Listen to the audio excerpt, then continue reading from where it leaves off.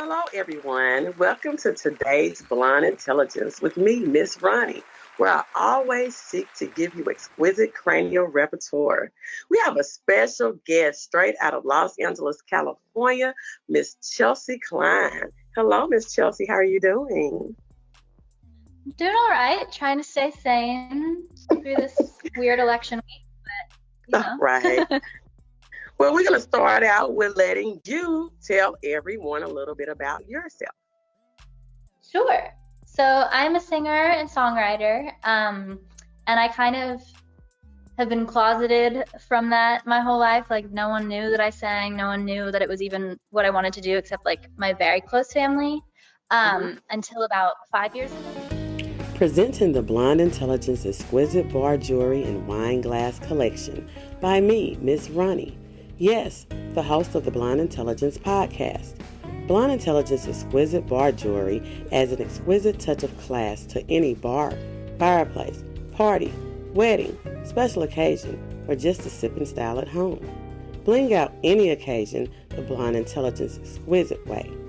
The bar jewelry cups has the Blonde Intelligence logo and signature diamond and pearl theme in antique white color. Each jewelry cup is handcrafted from start to finish. Each cup is sealed, jeweled, and sealed several times to the Blonde Intelligence standard with high quality materials. On special orders, a generic liquor bottle can be placed on the jewelry cup to complement the liquor in your bar for an additional fee. The Blonde Intelligence Bar Jewelry Cup comes in 3 sizes for your exquisite ocular delight, or as part of your personal collection of the Blonde Intelligence Exquisite Bar Jewelry line. Each set, depending on size, comes with a mini wine glass or wine flute. Blonde Intelligence Exquisite Bar Jewelry is available on Etsy. Shop Blonde Intelligence. Years ago, and so I only started like really fully going for it career-wise recently, and then just started putting out my own music a year ago and have just been trying to work hard on it ever since. Okay. So tell me this. Do you think that, because I know you told me earlier that you moved from Utah, do you think moving from Utah, moving to Los Angeles has helped your music career? For sure.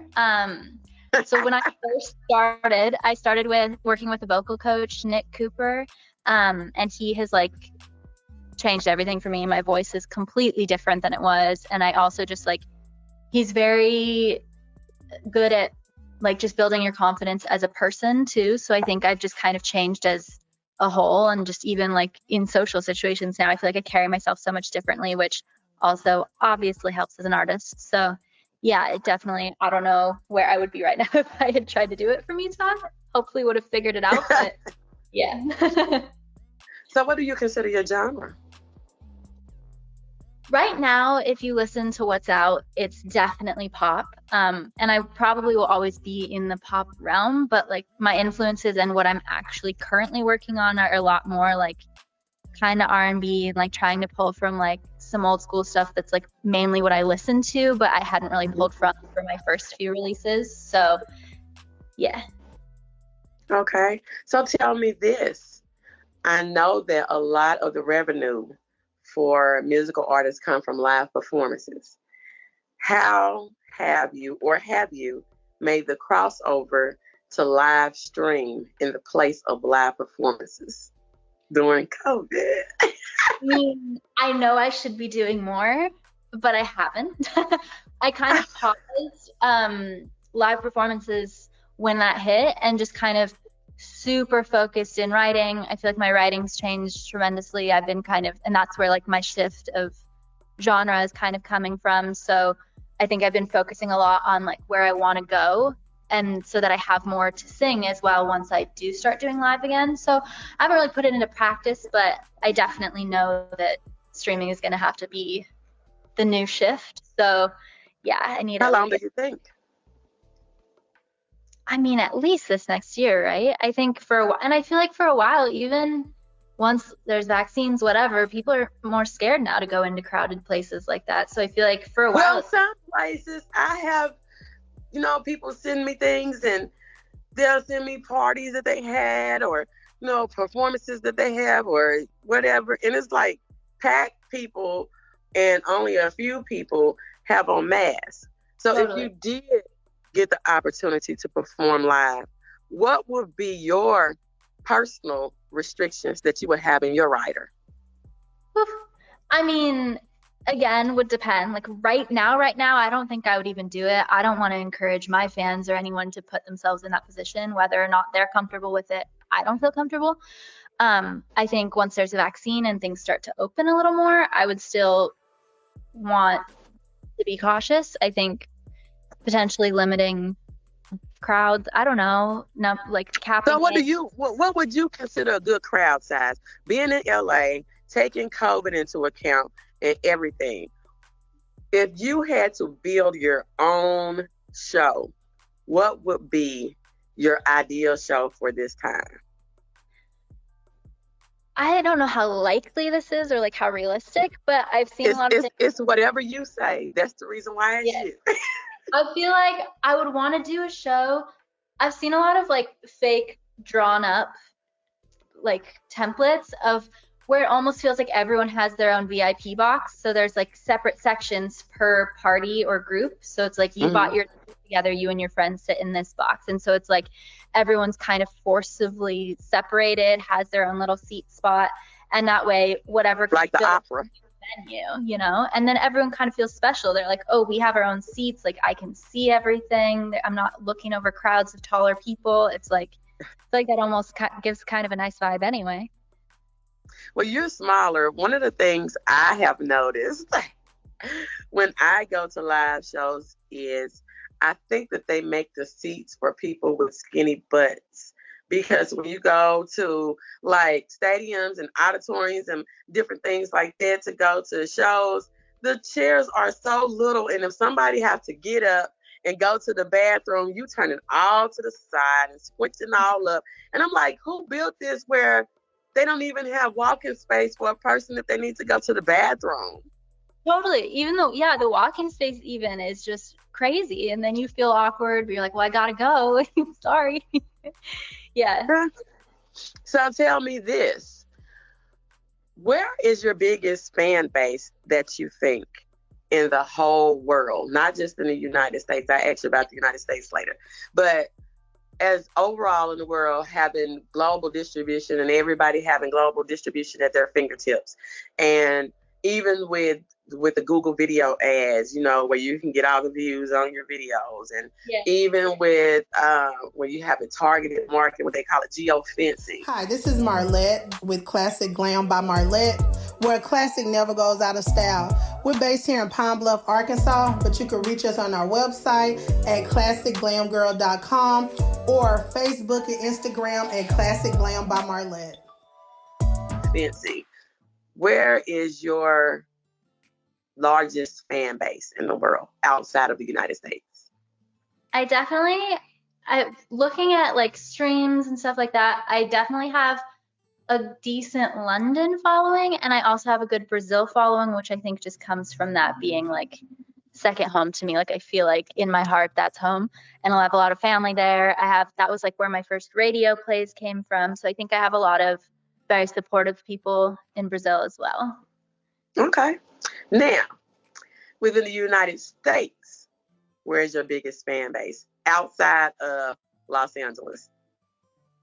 I think it was like Buffalo, New York or something. There was something so specifically random. And I'm like, I don't know why I'm getting, I don't know, like the playlist I'm on. Wait a minute, what's specifically random? That's an oxymoron. Like, it was random that it was such a specific location instead of just New York. It like really zoned in. It's zoned in, A playlist that has a big following from an area or plays in. I don't know what streaming like that is so random to me, and I don't really understand it. But yeah. Okay, between social media, what do you think is the most? Or which one do you think is the most beneficial for you? Do you think that it's Instagram, or is it Facebook? Is it even YouTube, LinkedIn, Snapchat? Out of all of those, which one do you feel personally as an artist is the most beneficial? to you? For me, it's been Instagram. I think just because that's what I use the most. So that's where people look for me. And then, that snowballs. So now if anyone searches anywhere else, they're going to see that's where I'm most active. So they're going to go there. And I like that it's kind of everything. I can share photos. I can share stories if I don't feel like it's that important, but I want to share something. There's video. It's kind of everything. So that's definitely been my go-to. Yeah. Okay. Tell me about your latest single. Yeah, I just on October 30th released a new song called Karma, and it was That's my first. The one I listened to. It was my first music video too, so I was really excited about it. We wrote this song, like, me and two other writers, like 4 years ago, and I've just been sitting on it because I've been like very obsessed with it. It gets stuck in your head. It's so catchy. Like, I really wanted it to be right, and I feel like because my journey as a singer and like being comfortable singing in front of people, the recording process, all of that was so new to me that when we wrote this right at the start, I was kind of like, I don't know if I can sing this well enough yet. Like, obviously I was part of writing it. Like, I could sing it, but I couldn't sing. So you knew how you wanted it to go. Yeah. I was like, this doesn't sound right. Like, I feel like I'm relying on auto-tune. Like, it's just not what I want the song to be. So we kind of just shelved it. And I've been working really hard with my vocal coach, like weekly. Even right now, we do FaceTime lessons weekly. And I just finally got to a point where, so I was supposed to release it last Halloween with the video. And that's when we filmed the video. But we kind of rushed recording it again because I decided last minute that's what I wanted to do for Halloween. And I just was like, it's still not right. Like, and everyone else, like my family, my friends were like, Chelsea, you're being a perfectionist, just put it out. And I was like, but you don't understand. Like, it's not right. So I just I made the mistake of announcing it before I heard the final cut. So then I had to awkwardly backtrack, delete the posts, and kind of just forgot about it because I think I just got so frustrated. I was like, is it ever going to be right? I don't know if I even ever want to put this out. I'm just over it. I'm going to stop. So we put it off until then this year. I feel like I already said, during all this lockdown, I feel like I've grown more than I have in like the past 3 years combined. So we finally were just like, my voice coach was like, Chelsea, I think this song will sound so different if we go back in and cut it one more time. And I was like, oh, I'm so over this song, but okay, fine, let's try it. And then it finally sounded how I wanted it to. So then I just had the people who did the video like put the right song in and was like, let's just go for it. It's very like spooky vibes, Halloween, why not just put it out for something fun for people to enjoy during all of this craziness. So okay, so you held on to this song for 4 years and you was a co-writer on it. Yes. What significant meaning does it have? Because it has to have some type of meaning for you to hold this song for 4 years and to keep, I say molding, to keep molding it to perfection. So what is it about this song? I think it just makes me feel like I'm back in control. I'm not confrontational. I don't like to get mad at people, even when people have done me wrong and it's like, on paper, like anyone would say they wronged me and I should have stood up for myself. A lot of the time, I will just cut it and walk away. And sometimes looking back, especially the day we wrote this song, I was looking back at situations where I'm just like frustrated with myself. I'm like, why didn't I say something? Like, I wish I would have felt a little stronger in the moment to be like, hey, I don't stand for this. I'm not okay being treated like that, just like a little something. But I always have been the type of person too who's like, well, karma will handle it. Like, they wronged me. Karma will deal with it. It's not up. I don't need to get back at them or say anything. Like, the universe will deal with it. So I think that day I came into the studio feeling frustrated because I felt like, at least seeing the perfect Instagram pictures, like it seemed like karma hadn't helped me out. And I was like, I wish I had done something. Like, come on, karma, you're supposed to have my back. So then we were like joking around if like karma was my own personal hitman and like I could just send them out on people to like get back at them for what they'd done to me. So we kind of just wrote it from that perspective. And then I took that for the video too, to be like, evil without actually being evil, because that's just not me. Like, I don't feel like I need to seek revenge, but it helped me feel like maybe I was, you know? So you use it basically therapeutically. Yeah. That's the reason why you held on. So, Totally. so how do you feel about the final outcome? I feel good about it. I think it's definitely a good time with my transition of my style and like what feels most natural to me.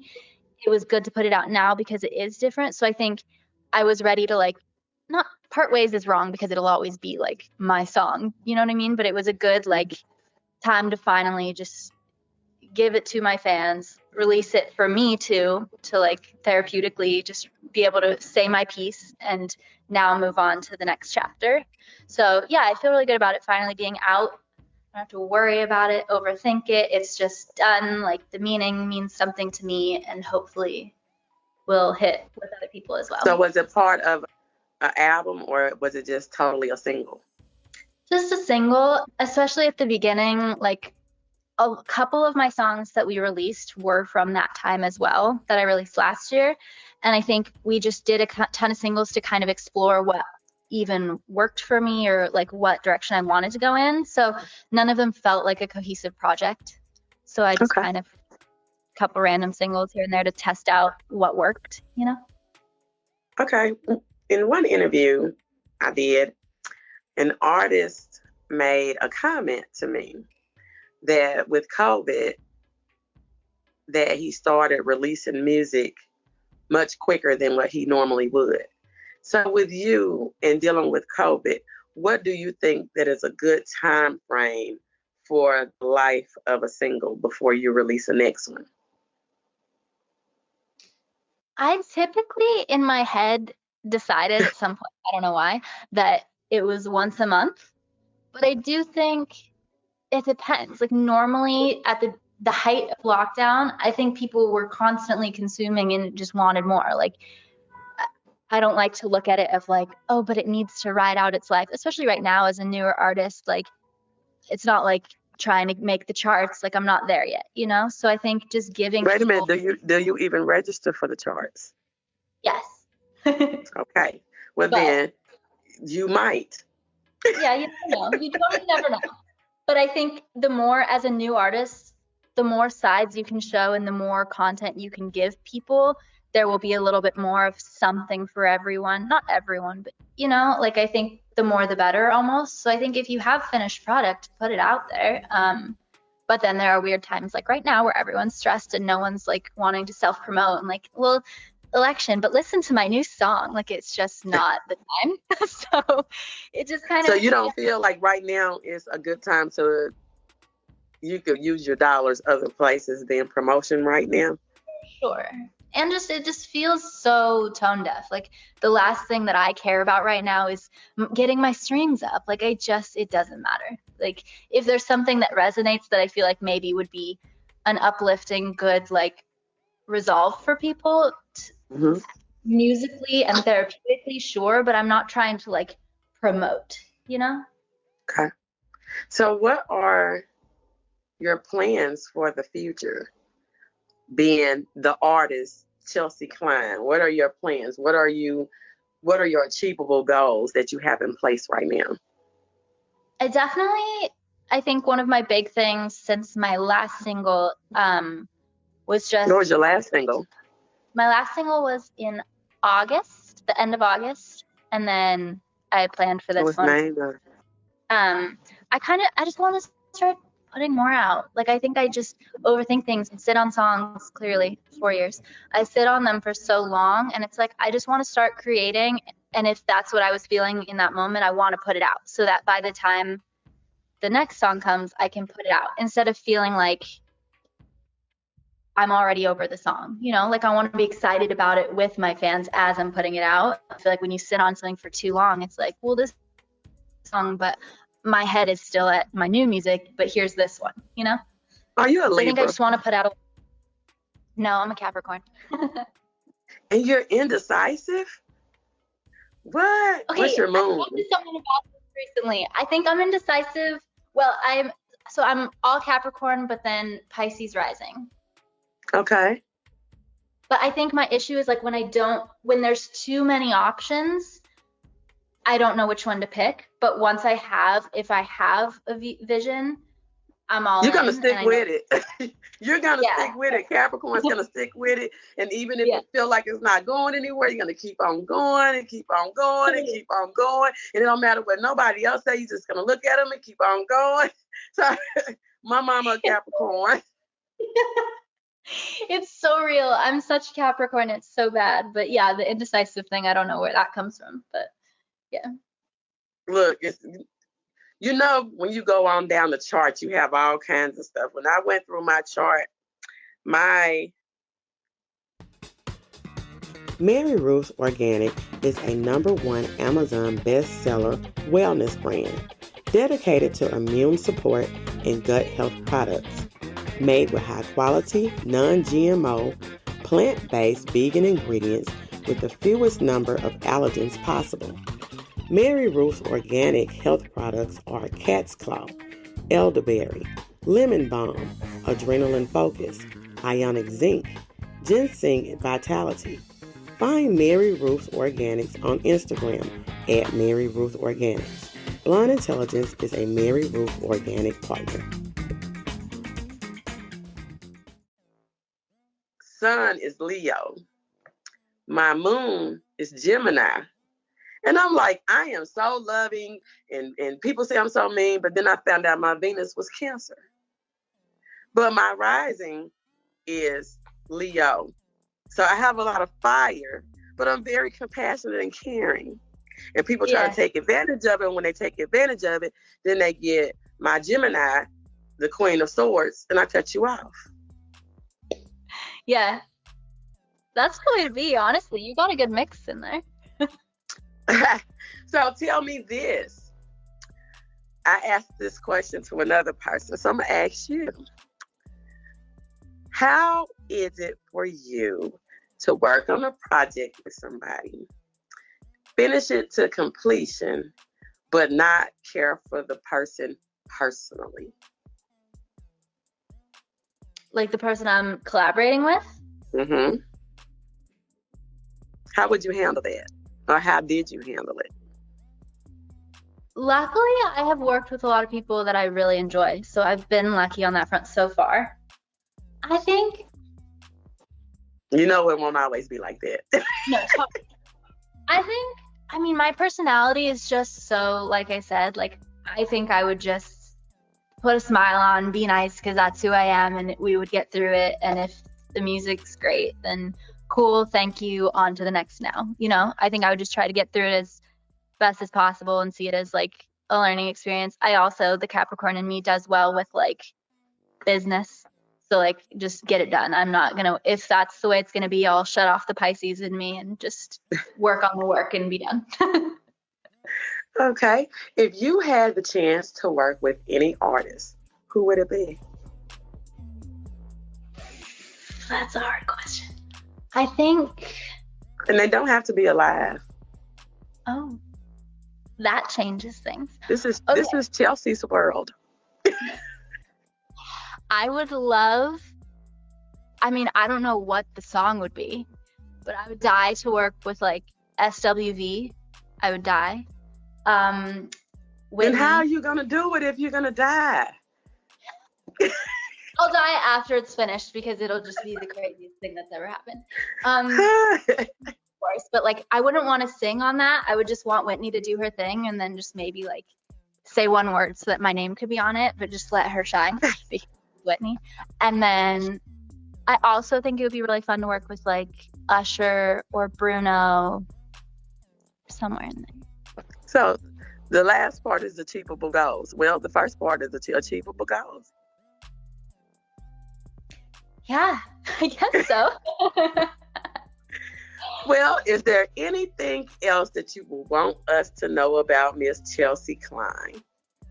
Well, I have a thing that I started recently. I set up my email list, but it's not just like newslettery promotional stuff. So when you sign up, you get my personal email address, and I want it to be like a two-way street. So my fans who have already signed up for it, like, just chat. They can respond to my like behind the scenes stuff if they want to, or if they need something and want to reach out to me because they need someone to talk to. I just wanted to build a space that made people feel supported and cared about and not alone. And I just want people to feel like I want to lift up my fans the way they lift me up.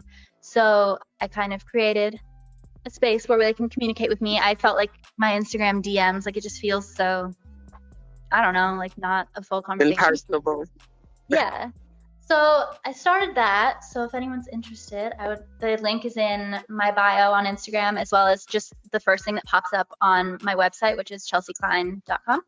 So that's something that's been really fun that I've been working on, and just kind of like a little bit of my heart, because I want people to always feel cared about. I feel like that's one of the worst things. It's just like when you feel alone, even when you have all these people around you, you feel like you've no one to talk to. So I want people to know that I'm here if anyone needs anyone to talk to. So yeah, people should sign up for that and just my music and, connect. Okay, where can we find your music, and what's your social media handles in case anybody want to follow? Yeah, it's Chelsea Klein Music on Instagram. And then, like I said, chelseaklein.com. My website kind of has links to everything. Chelsea Klein on Spotify, Apple Music, Amazon, YouTube, kind of wherever you listen to music. Okay. All right. I thank you for coming. Thank you so much for having me. All right. Bye-bye.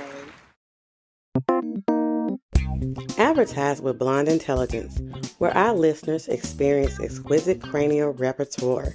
Blonde Intelligence is a new podcast and video channel featuring entertainment, musical artists, producers, entrepreneurs, as well as discussions on social topics, making the Blonde Intelligence platform suitable for a wide variety of product ad types. Video, Instagram TV, YouTube, and links shared to all Blonde Intelligence social media pages and select group networking platforms. This creates a collective base of over 50,000 potential sets of eyes on your product or service. Each sponsored ad will feature on both the podcast and video platforms. Sponsors have the choice of either a voice ad or audio-video ad, with 3 options for placements. Create a win-win business partnership by advertising with Blonde Intelligence.